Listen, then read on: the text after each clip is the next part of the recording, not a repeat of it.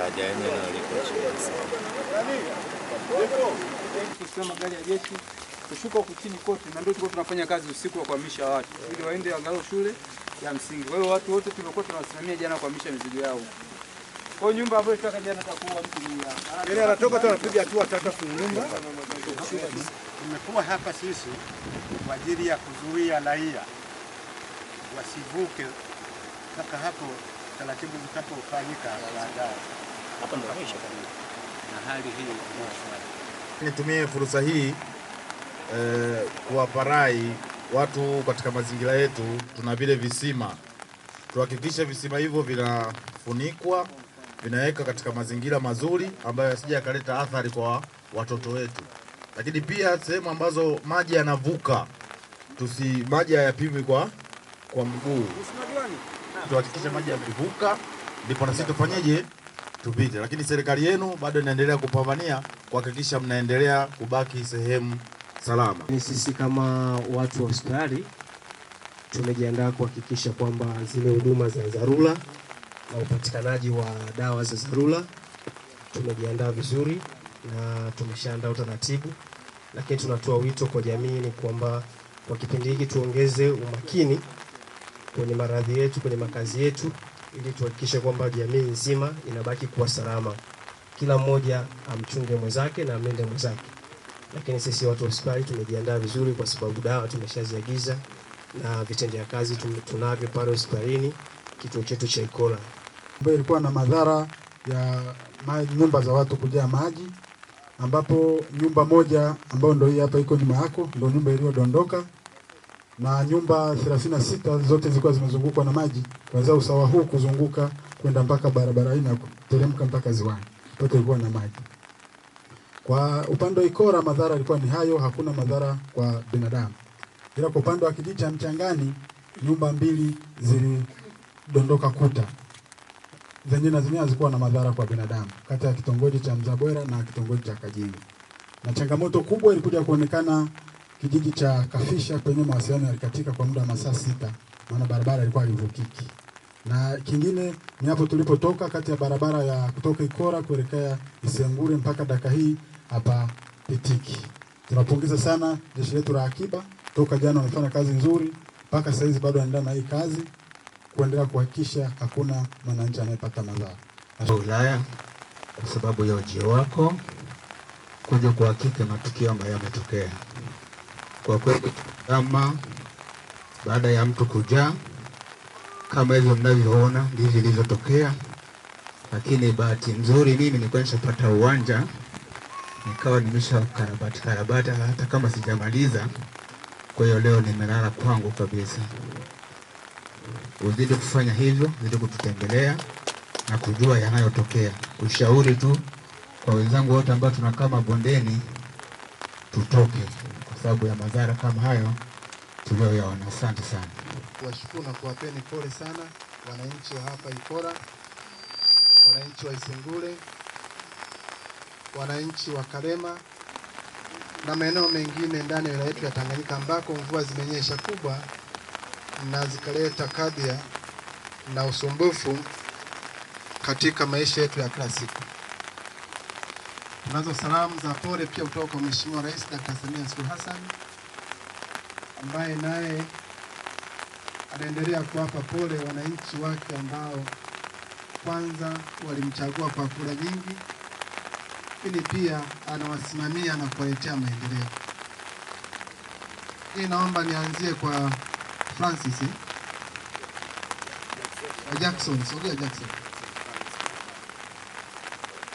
Jackson nimeambiwa nyumba yake ndio hii hapa iliyodondoka,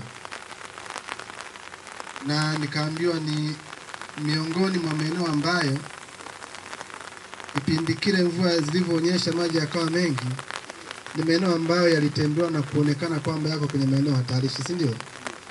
Na ni miongoni mwa wananchi na kaya ambazo serikali ya Jamhuri ya Muungano wa Tanzania ya Dr. Samia Suluhu Hassan iliweza kuratibu chini ya usimamizi wa mkurugenzi maeneo mbalimbali yaliyo salama kule.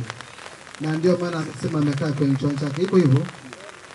Kwa hiyo pamoja na yale yaliyompata jana, nyumba kudondoka, yuko salama. Mungu akubariki sana. Mimi nakupa pole kwa niaba ya Mheshimiwa Rais, kwa niaba ya Mheshimiwa mkuu wa mkoa wetu wa Katavi, wote wametuma salamu za pole, lakini pia Mheshimiwa diwani wetu hapa ametoa pole. Tumeweka utaratibu kuongezea kihenge. Kamati yetu ya maafa ngazi ya tarafa, ngazi ya kata na kijiji wa taratibu, ili kaya ambazo zimeathirika, lakini pia kuna kaya ambazo zimewapokea baadhi ambao makazi yao hayafai tena kukaa, na kwa kuwa zimewapokea kihenge wakiwa kimeharibiwa na mvua. Na sisi kwa sababu serikali ni ya kazi na utu, tunazingatia utu wenu. Tumekuja na chochote watakatibu kwa utaratibu ambao tumekuwa tukifanya vizuri, kidogo kidogo kutusaidia kutushika mkono kama sehemu ya utamaduni wetu sisi wa Tanzania, kama sehemu ya utamaduni wa serikali ya Dkt. Samia Suluhu Hassan ya kuwapa pole wananchi wake. Poleni sana. Na niendeleze hapo hapo alipoishia Jackson. Kwa wananchi wote wa Ikora, ninawasihi sana kuwaomba kwa neema ya Mwenyezi Mungu tuendeleze kutekeleza maelekezo ambayo serikali imeshayatoa.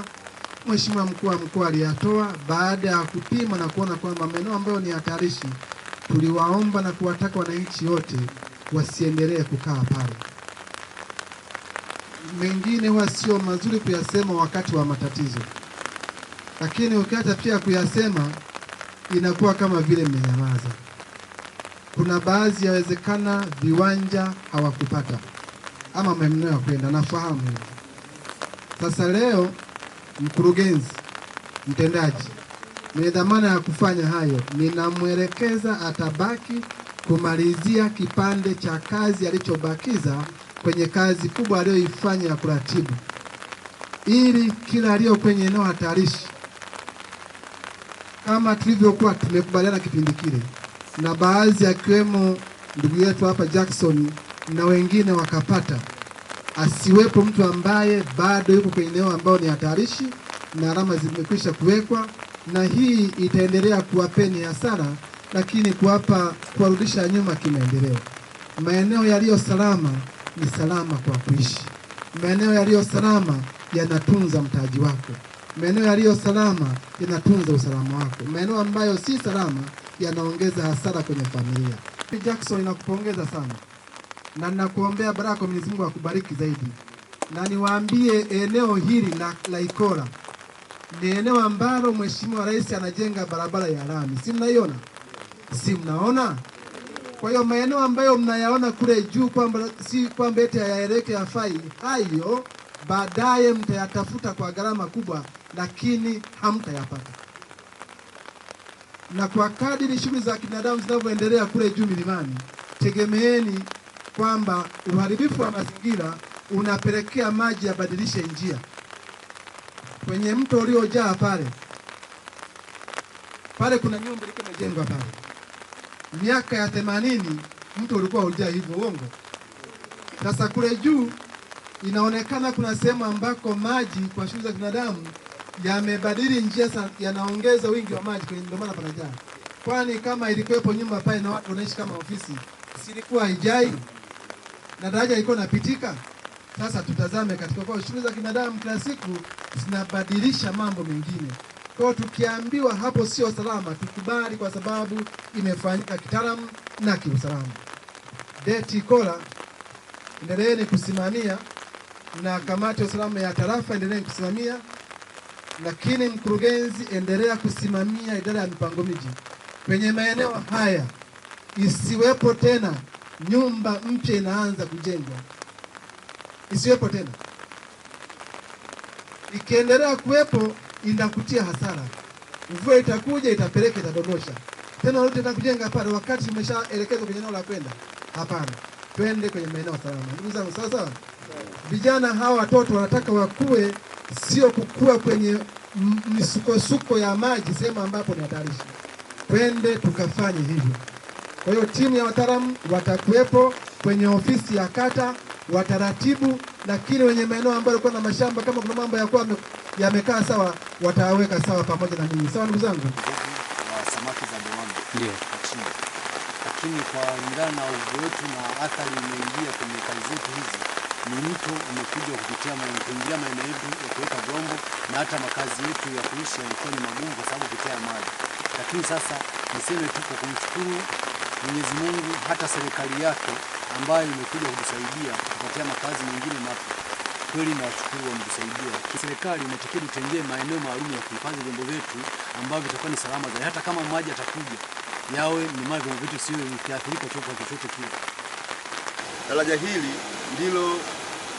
ndio kiunganishi cha kati yetu sisi hivi vijiji viwili na chanzo kikubwa cha kufanya mabadilishano ya mapato. Kwa hiyo katika kuathirika kwa daraja hili ni mojawapo ya kikwazo kikubwa sana cha maendeleo katika ukanda wetu huu, kata yetu ya hizi mbili za Ikola na Isinguli. Kuanzia jana kwa mvua kubwa iliyonyesha, mto huu ni mto Msembusi ambao unatoka mbali Mwese, unapita hapa kwetu, huku kwetu tunauita mto Kafisha, unamwaga maji ziwa Tanganyika. Na mara nyingi mto ukianza Mwese ukija hapa unakuja na kasi kubwa sana. Hili daraja lilijengwa miaka ya 80, limeshapitwa na wakati. Linaonekana kabisa daraja liko chini, barabara ipo juu. Kwa hiyo watu wanashindwa kuvuka kutoka kata jirani ya Isengule kuja kata ya Ikola. Mara nyingi mvua zinapokuwa kubwa, wananchi wanahangaika sana. Tunashukuru sana kwa sababu mkuu wa wilaya na timu yake wamekuja kututembelea. Tunajua ofisi yake itatafuta ufumbuzi wa changamoto hizi.